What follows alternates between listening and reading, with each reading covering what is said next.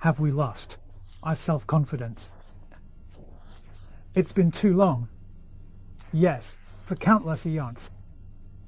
Rolling around in the cycle of rebirth, lifetimes after lifetimes, the deeper the corn goes.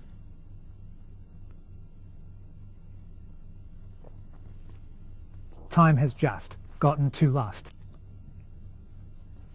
It's already become a habit. This habit is called a tendency. It's not our true nature. It's turned into a tendency. It's terrifying.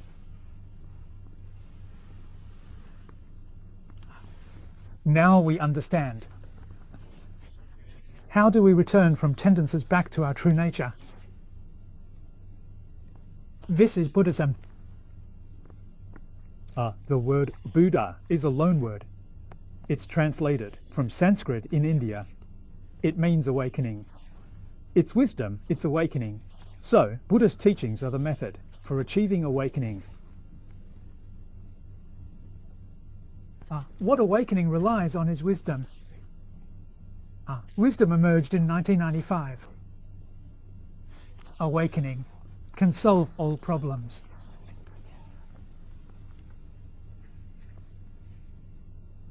You see our issue with pain and illness. The problem of life and death can be completely resolved. Never growing old, never experiencing life, and death, never experiencing life and death. That's the great nirvana.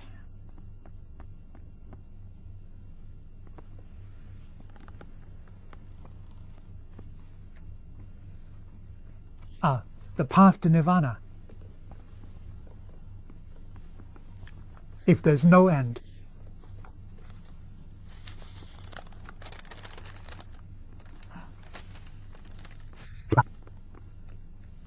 In the scriptures, a few examples are given to us. The 4 paths to nirvana. The first one is to benefit all the suffering in the world.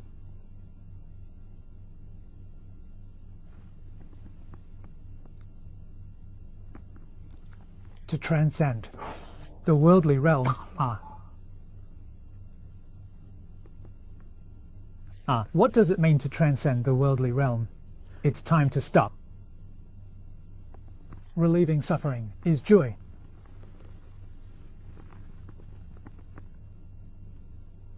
Let's read.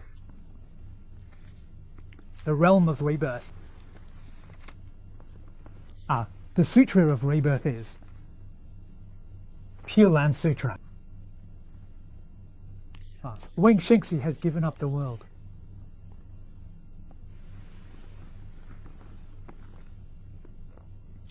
The Western world refers to it as the land of ultimate bliss. That place is a bit unpredictable, isn't it? When there's suffering outside is called joy. So suffering and joy are relative. If there's no suffering, then joy wouldn't exist either. You also think about all the various pleasures in this world, and these pleasures are referred to as bad suffering in Buddhist teachings. In Buddhism, 3 types of suffering: suffering itself, change suffering, conditioning suffering. When these 3 types of suffering are gone, that's called true liberation. The suffering of suffering and the suffering of change is the path of suffering. Suffering is suffering, and change brings joy. When both of these are gone, that's called hardship. Why does bribery corrupt him? Even though he has neither suffering nor joy, he remains oblivious, and that's still suffering and hardship. So these 3 major categories. All suffering falls into these 3 major categories. All 3 major types of suffering are completely gone. That's called the path. That's called the record.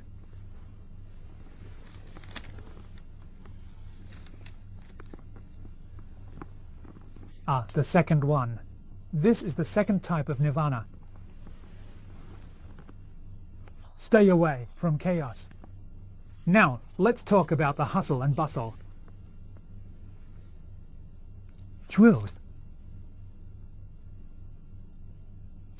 Where does life exist? Life exists in tranquility and solitude. This is the flavor of singing. People like the bustle.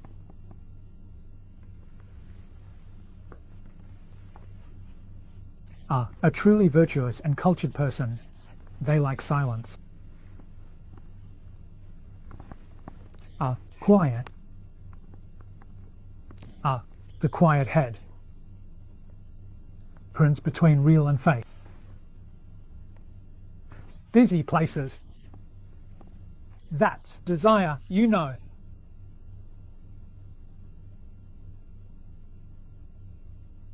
Nowadays, people generally talk about magnetic fields. In that hustle and bustle, that magnetic field is desire.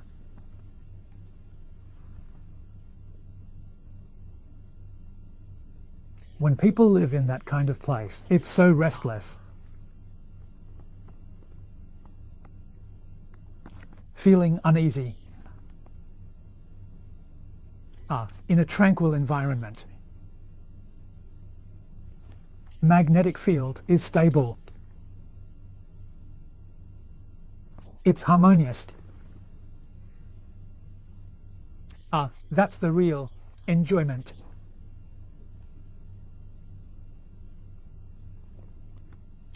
Living in the city all year round. Occasionally. Going to these places for a holiday or sightseeing, you know. You'll feel really relaxed in both body and mind during those days.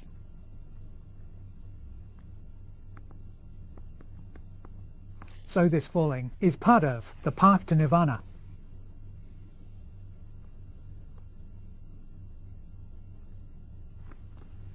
Thirdly, it's wisdom opened. In all things, learn to understand and see.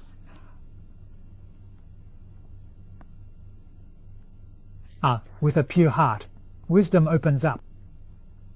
If we put it in the words of today's scientists, right, the dimensions of time and space have been transcended.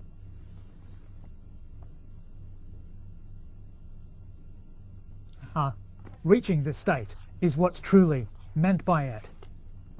All-knowing, all-seeing, all-powerful. Should we learn? Nah. Why not? How incredibly confident, originally complete.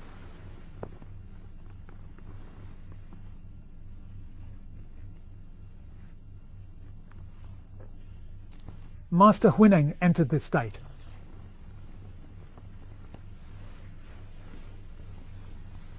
You see, he doesn't recognize the characters in these worldly texts. You read it out to him. He understands everything. He can explain it to you. The person reciting doesn't understand when he explains it. He's also enlightened, so it all makes sense. A person who doesn't recognize characters can explain the scripture.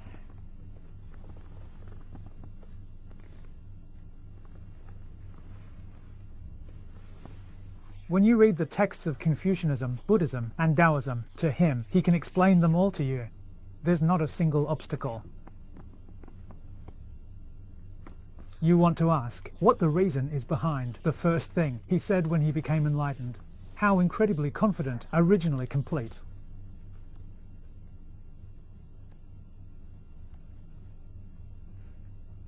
Complete, boundless and infinite wisdom, A. How could he not know? How inherently pure is our true nature? That's the state of the mind, nirvana. He is in the world.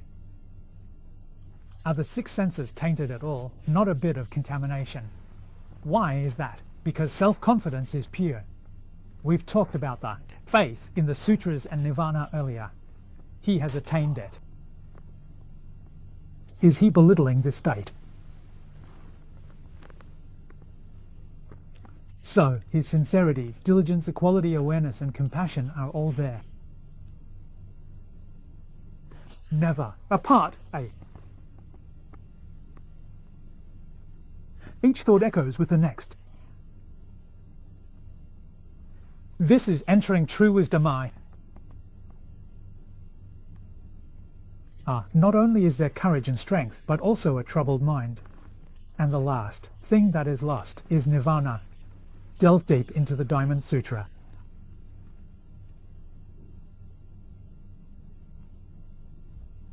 Never to be destroyed.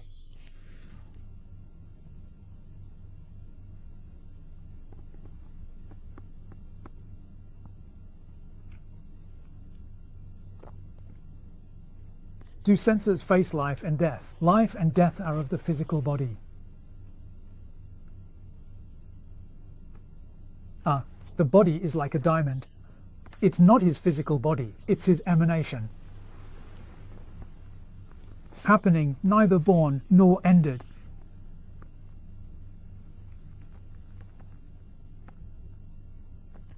The vision is in the 9 realms. Completely in control.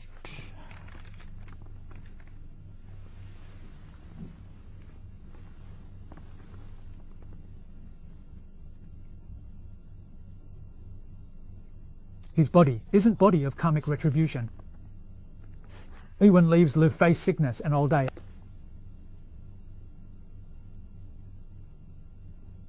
His body is a solidified form.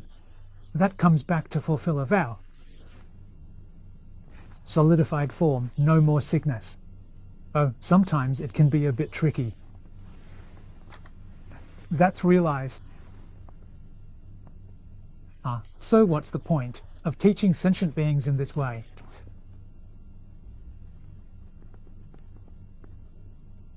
Like the Malakirti. During the time of the Buddha, he was the only one who attained a state equal to that of Shakyamuni Buddha. So everyone needs to understand. Shakyamuni Buddha, Mr. Sakya, renounced the world and became enlightened. The Malakirti achieved Buddhahood while living at home. From this, we can understand. Becoming a Buddha, a Bodhisattva, or an Arhat, do you reckon it's better to be a monk or to live at home? All good to go. Living or monk, there's no difference. Once you enter that state, it's like being free from the world, unhindered.